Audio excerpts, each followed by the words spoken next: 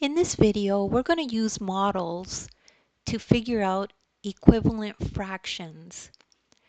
So if we have a problem like this that says use models to complete the equivalent fraction sentence, we have this here that tells us that it's 3/4 filled in, right? So we have 1, 2, 3, 4, 4 equal parts, and 3 of them are filled in.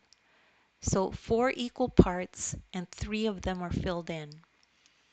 You can see in these pictures that these circles have the same amount filled in, right, as this one, but they're cut into different pieces. So that's how an equivalent fraction really looks like if you have to picture it. So let's fill these in.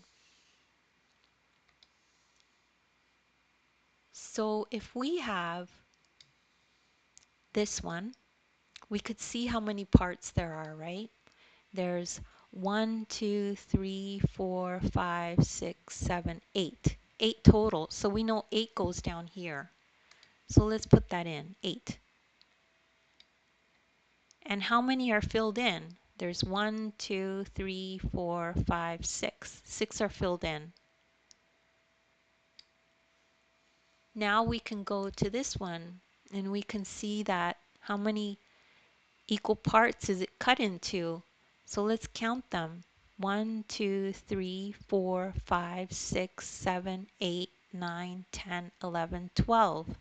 So we know that 12 goes in the denominator. So let's put that in. Let's count how many are filled in.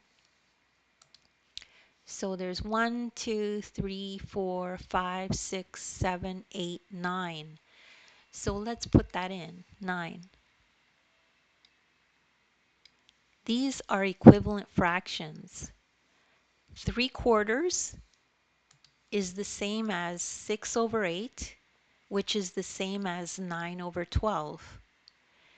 And what you'll notice is the 3 is multiplied by 2 to get 6.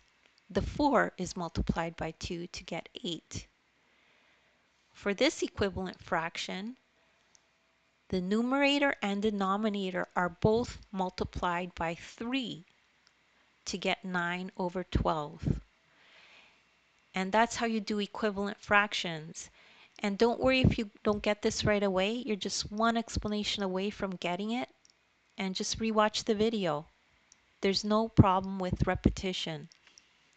If you want other resources in the description, I have links to other videos of mine that are like this. As well, you could download the ebook, and you can find the link to the ebook in the description as well. And in the ebook, there's this exact lesson in there, so you could follow along. And make sure to subscribe and like if you enjoyed this video.